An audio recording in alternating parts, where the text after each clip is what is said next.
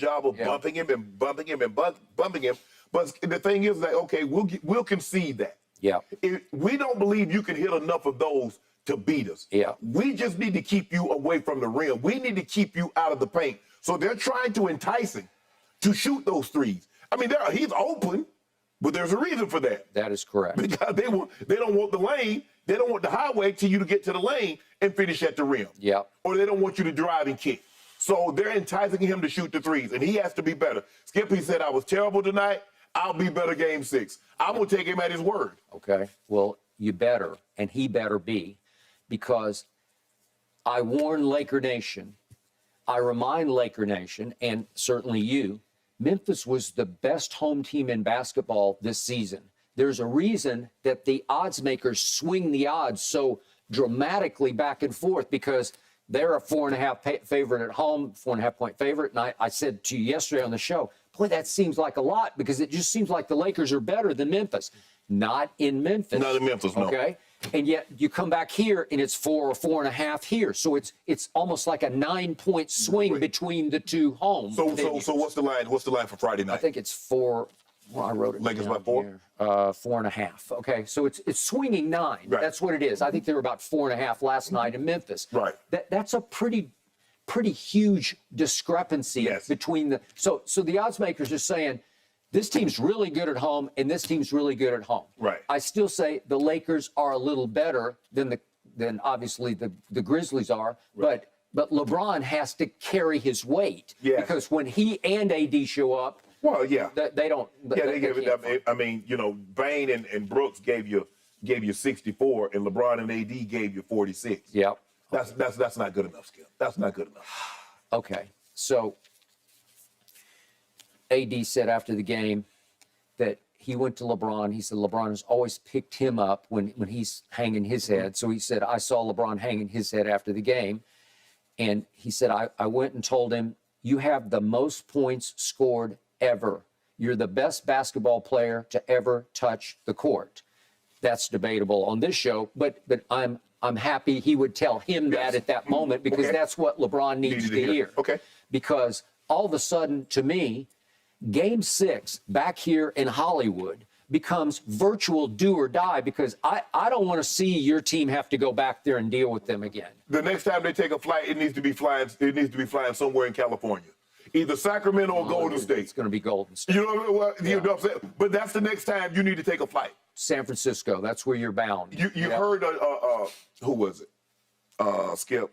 Devin Booker. Mm-hmm. Devin Booker said the next time we play a LA team, it needs to be in the Western Conference Final. So he's mean to say, I don't want to get back on the plane and go back to LA to play the Clippers again. Yep. If we play another LA team, it needs to be in the Western Conference Final. Yep. The next time you guys board a flight, you need to be headed to the Chase Center. Okay, so back to the sort of sidebar narrative to this whole series has been LeBron versus Dillon Brooks, Dillon Brooks versus LeBron. Right. It's actually Dillon Brooks versus LeBron. Right. It's not the other way around. Right. And yet Dillon Brooks has spoken so much that he has increased such a spotlight, such heat on himself, that he has crumbled as a shooter even worse than LeBron has crumbled in this series. But he was never a shooter. I know, but he has been even worse now? He's way worse, because he's shooting 30% from the floor. That, LeBron's a 50% floor shooter, but he's 46% for this series, and he's not even shooting it very well. So he's way better from the floor. Right. Dillon Brooks from 3 now is 8 of 37 in the 5 games. That's 22%. So it's only slightly better than LeBron's 6 of 36, which is 17%. Right. So it's 8 of 37 from 3 versus 6 of 36. Are you saying both of them need to stop shooting threes? Yes. I think they've heaped so much attention and pressure on each other. It became such a sort of sideshow feud between the two of them. LeBron fueled the fire a couple of times, and Dillon Brooks just kept feeding he kept poking the bear. Did he talk last night after the game? I don't know if anybody cared for him to speak last night, but I didn't see any. Maybe I did. I think he did. Okay. Yeah, I think he did speak. Okay. But the point is, Dillon Brooks has become unplayable for them, and he's been obviously a factor for a team that over the last 2 years has been very good in the regular season. And he's always been, he's a starter and he's a cog in the juggernaut that they've been at home for sure. So now he's a liability. So to me, Kennard becomes crucial for them. And he said he suffered a stinger, and then he came back out with a big ice pack on his shooting shoulder. Right. So and he said, I'll see. He said, I think I'll be fine. But they all said they think they're going to be fine. But it sounds like they're going to MRI it today to see if there's any damage. Right. Well, that could be a big break for you, because now it could be, listen, Dylan Brooks really has a hard time in your building. Right. Because they are going to be right back all over him. You're right. Skip, look, it's not like the Grizzlies are a great shooting team, but they can get streaky. And if you noticed last night, Skip, they hit a couple, and then they hit like 3 or 4 of them in a row, and it really opened the ball game up. Yeah. It's not like Desmond Bain shoots 40%. It's not like Ja. But Ja, he was only 2 of 5, but they were big. And they came in that run when they got it. And so that's the thing that the Lakers got to do. The Lakers, that was last night. I mean, I could tell in the first quarter the way LeBron was playing. I was like, Okay. And even after that, Skip, you had a 6-foot shot to put you in the lead. You did. I got it. So they roared out of the halftime locker room. They were down 9 at half, in large part because LeBron just didn't show up in the first half. But all of a sudden, they showed back up as a team, and they cut it to 1. And then I'm just watching Twitter. I don't read my ads, my mentions, but I do watch what's trending. And all of a sudden, as usual, right on schedule, Darvin Ham starts going up. Yeah, substitution. Okay. And he basically got fired last night on Twitter, but he always gets fired. And you always talk about how hard it is to play alongside LeBron. Well, trust me on this.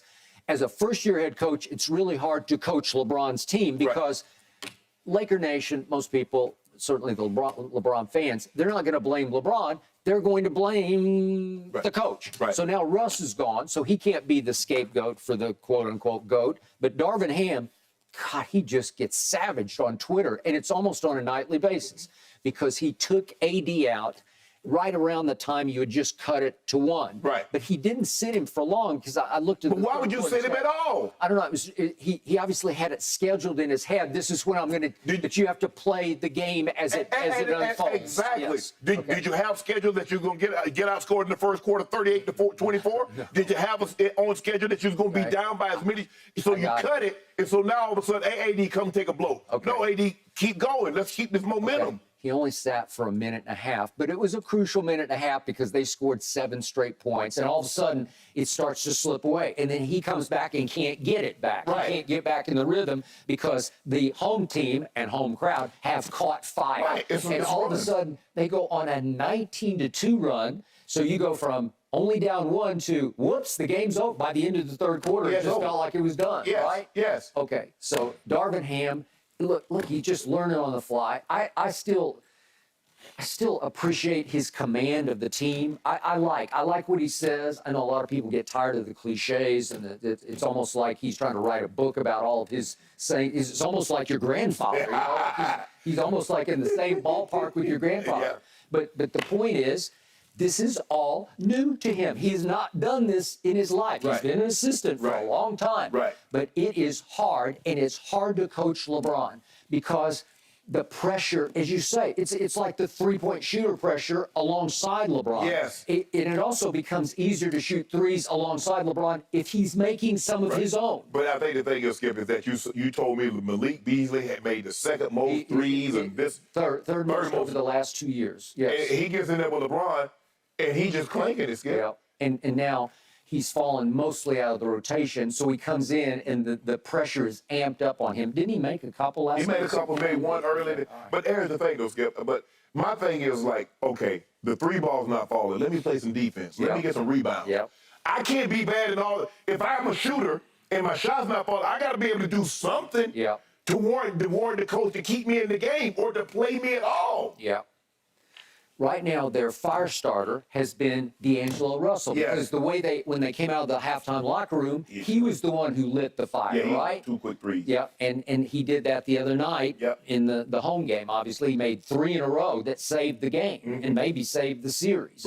Okay, so now, big picture. What's your confidence level as you come back? Because, again, it feels like you better win this one. Oh, they're going to win.